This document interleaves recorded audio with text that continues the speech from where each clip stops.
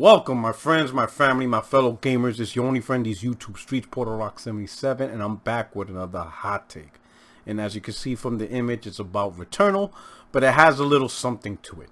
So recently, a 45-minute preview of the first 45 minutes of the game was not leaked, but it was released throughout social media and received so far immensely positive previews.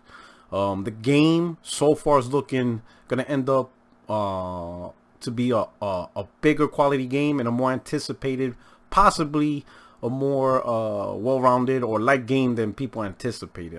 I know there was a lot of, I ain't gonna say a lot, but I would say some people were questionable about the game, just being the fact that it was $70 and that it was House Marquee's first big title. Some people questioned it, whether it was even AAA. Some people use single A terms, double A terms. There was just a lot of ifs behind it.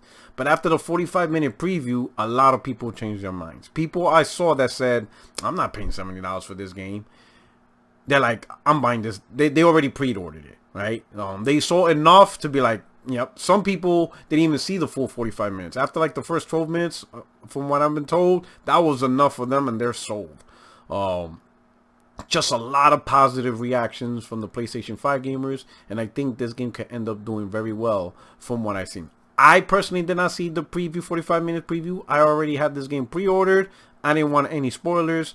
I didn't need to see 45 minutes of it. I'd rather just get deep dive into the game and play it. But many people that saw it are very positive about it. Some changed their mind and they're getting it and they're going to play it, because that's what great games or great looking games do. But on the flip side, you know, as they say, for every action, there's an equal and opposite reaction.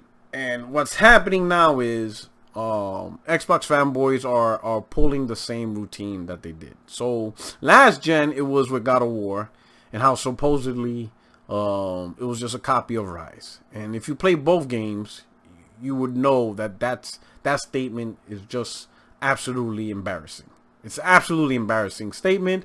And that's why I think most of the gaming community, and what I mean by most is you really got four parts to the gaming community. You got the PC gamers, you got the Xbox gamers, you got PlayStation gamers, and Nintendo gamers. And then somewhere you have a mixture of gamers that cross between lines of the platforms they play. Like you got PC gamers that also like Switch, you got Switch gamers that like PC, Xbox gamers that like Switch, and you know, it's just a mixed bag, right? But for the most part, it's four centric communities, and pretty much Nintendo PC gamers and PlayStation gamers always look at the Xbox gamers like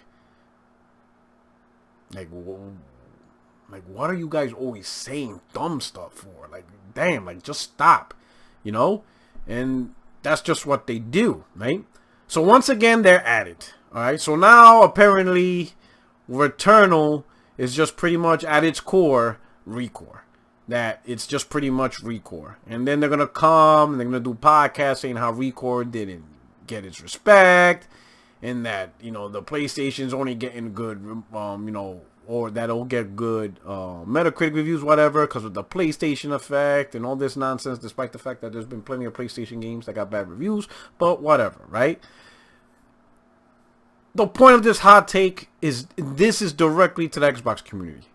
Stop trying to convince the rest of the gaming community that your games is good when you guys don't even believe that, okay? Don't try to convince me, a PlayStation gamer. Don't convince the Nintendo gamers. Don't convince the PC gamers that your games is good when you can't even convince your own community. What am I talking about? Take, for example, ReCore. This is the achievement to beat the game. Only 2.9% of the gamers unlock this. Majority of the gamers didn't beat this game. Not even close. Barely anyone even beat this game. I played this game, right? And I ended up getting a game-breaking bug. I was in one of the caves, and for some reason, one of the doors wouldn't open. I thought I missed something, so I was going back, and I just couldn't figure it out. So then I looked for a walkthrough, right, to see what's going on. And the walkthrough didn't have anything special. After you beat the boss, or the mini-boss, it's supposed to just open. It didn't open for me. And the game is not that good for me to start over. Like, hell no. It was just not that good, so I just moved on from it, right? But most people didn't beat this game. 2.94%. Ain't nobody care about Recore. You guys don't even care about Recore. So if you guys don't care about Recore, shut your mouth and stop convincing us. Convince your own little community to play your games. And then maybe, you know, you'll get sequels, and maybe the developer that made this game will make another one. But clearly, you guys don't look at it, right? Now, of course, you could say it's niche, whatever, whatever. Okay, sure. Niche, Recore, you know, the developer, blah, blah, blah. Excuses, excuses. Explain this trash. This is Hivebusters. This is the DLC to one of your biggest games on the Xbox brand. This is Gears 5.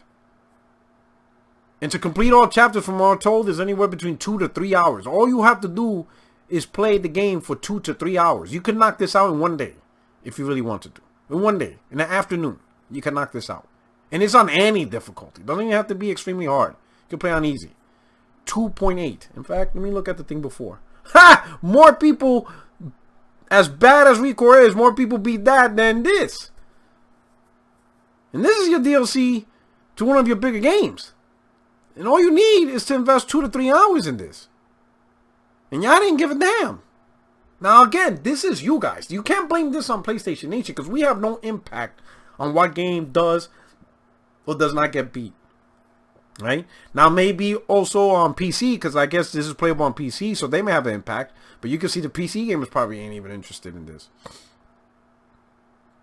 So what are you guys doing? You know? Now let me set the example. Right? Now this image is not mine, because I platinum Miles Morales like in December. It was after the ray tracing 60 frames ray tracing update is when I platinumed it. But this right here, this is a platinum. This is not completion. This is platinum. 7.7% of the people platinum Miles Morales. Platinum. That means did everything. All the story arcs, all the side missions, got all the items and stuff, right? And then replayed the game and beat it again. On a higher difficulty setting too at that.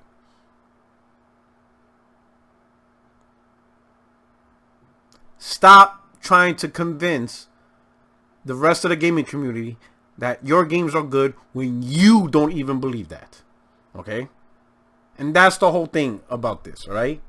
I'm going to tell you this. All this nonsense, there's like a huge movement of you guys trying to sell Game Pass. Game Pass is not going to win the generation for Xbox. You need big, compelling games. Game Pass is just a service. That's it. Right? PlayStation Nation is not dumb.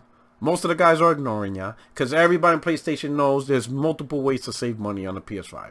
You know, people don't have to pay $70 for a PS5 game if they don't want to. In fact, I remember some of the things where you can save money used to be made fun of. I remember PlayStation used to be called the Red Box Station. Red Box Station. Interesting. That used to be a negative term.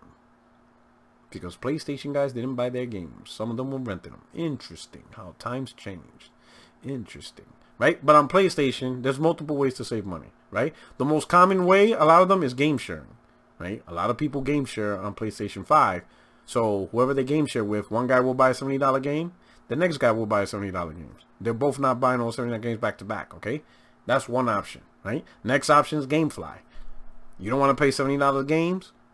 You then use GameFly. It's a rental service, just like, you know, similar to Game Pass. Maybe not as robust as Game Pass, because Game Pass, you have the library directly to you, and you can download directly. Same thing kind of like PS Now.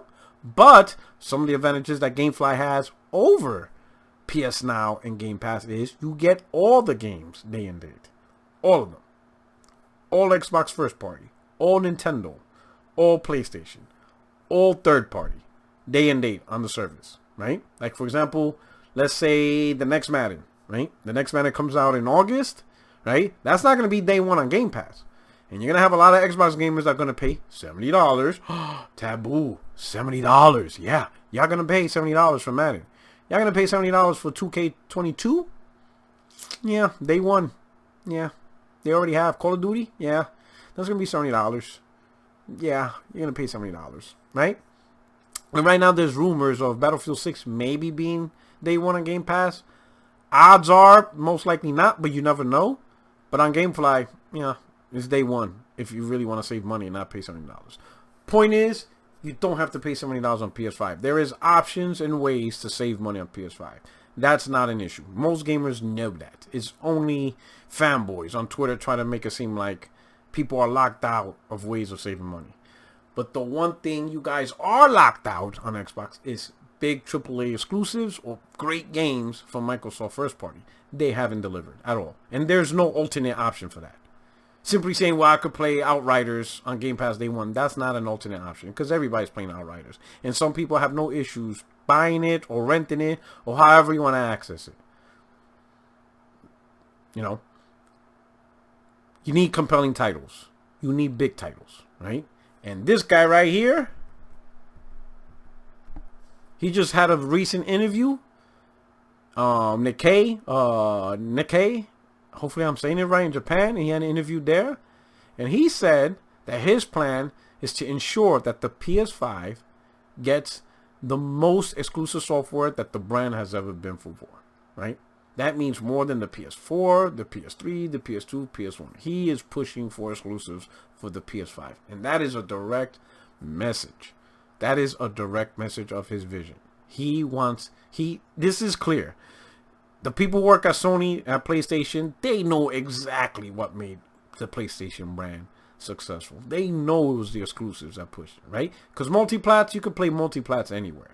Anywhere. And all the fanboys be like, well, people mostly play multiplats. Well, that doesn't mean they need an Xbox to play them. Okay? I don't understand why you guys use that, how would you say, retort? Or that logic. It doesn't mean anything. The term, people mostly play multiplats, does not mean we need an Xbox to do it. In fact, most don't play multiplats on the Xbox. It's usually a battle between PC and PlayStation. Those are the two platforms that get the lion's shares of the multiplat sales.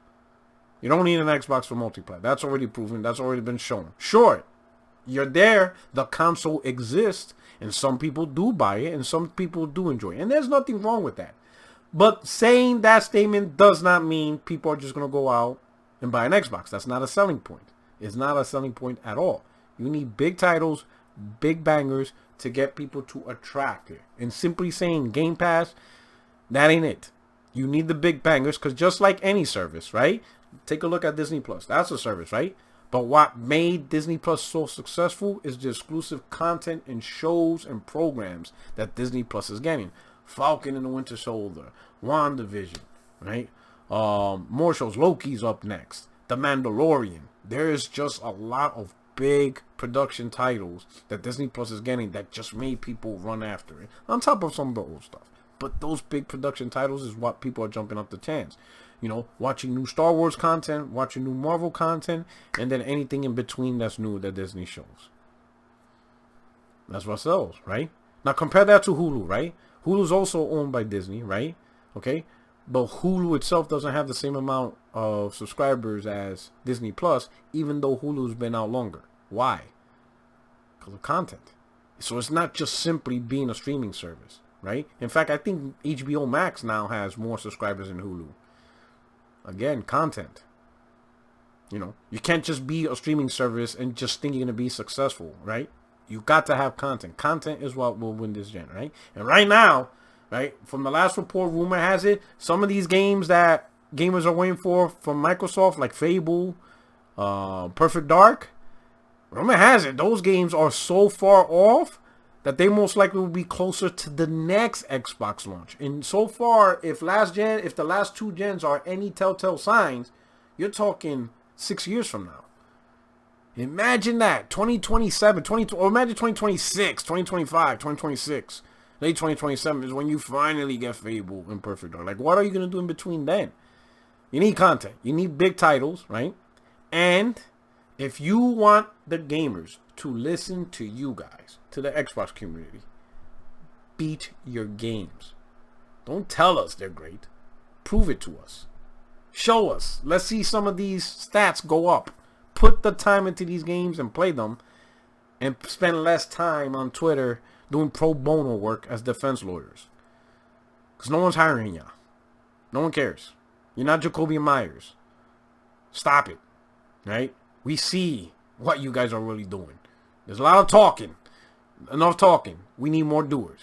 And with that, I'm going to cut out. If you're new to the channel, I hope you stick around and subscribe. Every Tuesday, I have a podcast at 9 p.m. Eastern, 60 frames, no lag. And I usually do my hot takes on Thursday, but, you know, work got a little bit hectic, so I knocked it out today. I hope you enjoyed the content. Don't forget to hit the like button on your way out, and I truly appreciate everything you guys doing. Thank you for the support and rocking out with me. This is your boy, Porter Rock 77, your only friend in these YouTube streets, and I'm out of here. You guys have a great weekend. Peace.